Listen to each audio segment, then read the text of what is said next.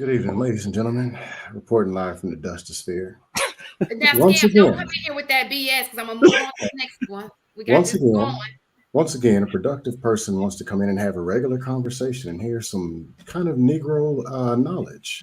Then they listen in more, and they start to hear more just dustified crustal, such as tribalism and blackety blackism and colory blackety light skin.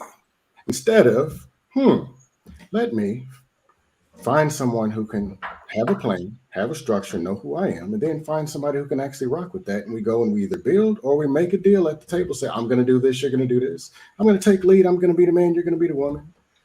Understand their family structure, their history, and the stuff that they believe in, the stuff that turns them on, turns them off, and all that. Simply put, what the hell are y'all talking about? The tribe. What a F them tribe. So let's take me for example. I've lived in a few different states, military, college, victim Olympics sometime, over here, over there. So every time I move, oh, I gotta date these women, the tribe. I gotta go over here. Then at the end of the day, when you find your woman, y'all gotta sit at the table and say, how black are you? Are you light skinned or are you dark? So then if she's light and you're dark, because you favor one, because we all gotta be colorist, racist victims. You're light skinned and she's dark skinned. And then you have 3 kids. 2 are light and 1's dark. So you got to beat up one of your kids every day because you're in Now that's funny. Ladies and gentlemen.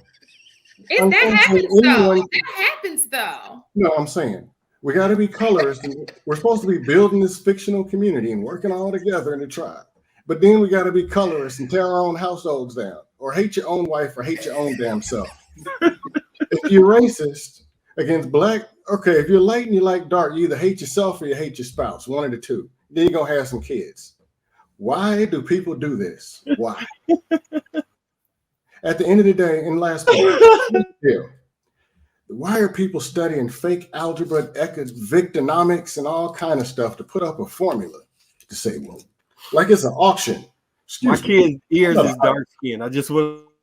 So you got to pluck them in the ears every day and then whoop the other one. I mean, what are we doing? But where is this place where there's an auction? Because unfortunately, there are people selling dreams. Junior, if you go and get a degree in biomolecular chemistry and make $76,200 a year, you go to the auction in your local neighborhood. Excuse me, sir. I'd like to apply for a wife. First thing to do, let's take a blood test. You are bliggity dark. Second door, we're going to introduce you to Melina. What's your tribe, sir? Well, my dad was Jamaican and East Indian. And sorry, we're going to have to send you over with the passport. What are we talking about? Seriously, I'm lost. Is this whole thing? In a nutshell, black people didn't make up classes. That's just. But who's making? Where is it that there's this whole Bible of rules before you just go and get somebody you like and try to date and rock with them? To think that everybody is the same is no different from you going and dating Shaniqua with the long nails and that's not your vibe. There's a guy who's gonna date. Listen, is she a Wigglesaw? There's a guy for her, but you may not be like that's the woman for me. The guy for her is going to like her for what she is because she has a guy. It's just not you. So you have to find somebody in your tribe, the same mindset that you have, that goes along with you. And that's where we're getting tribes from. That's why we're tribes. If she's white, if she's black, East Indian, it has nothing to do with race. It has nothing to do with race. If she's broke, if she's a baby mom, whatever it is that you're looking for, if y'all can rock. But it is no, excuse me, let me see your driver's license. No, that's not what we're saying. We're digging a little deeper than that. I know it sounds funny, but we're trying to really have an honest conversation. And it's crazy because this is true. And I know you're trying to make it a funny thing, but it's the reality of the situation. We may not like it. We're not here for likes. Well, we are. Can y'all get the likes up? But no, because I agree with what you were saying about just finding somebody rock with. I was agreeing with that part. It is what it is. We've all experienced it. You just have, whether we like it or not, we all have categories. We all have vibes that we can, some people you qualify for, some people you don't qualify for. This is just another name for it. That's fair. I qualify for a Wigosaurus Rex. I just got my test back. A 300-pound Wigosaurus Rex that's from the Nation of Wiglam. I'm joining the Nation of Wiglam. Assalamu Wigam to all my Wigosaurs in the chat. So disrespectful. But so what I was gonna say, it sounds like what it is when you're talking about tribe. It's really about compatibility.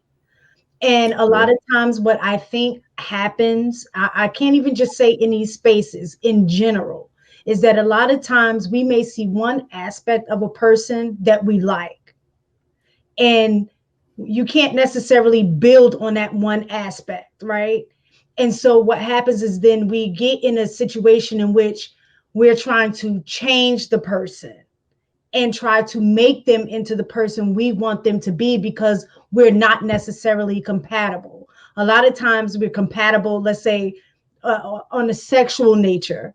So people get in relationships based off of that, but they don't have the same mental, same level of mental or educational, financial. And so you're trying to build on that, and that's not going to sustain any kind of healthy relationship. And when we were talking about stats, again, like we like to, talk about stats and facts and stuff like that.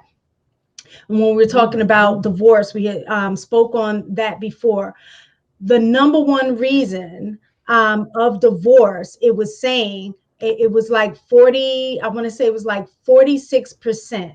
Communication. Study, right, was due to 43%. It was due to incompatibility. And so that was the number one reason, was incompatibility. Most people think it's finances, but it's not. I think that was like number 3.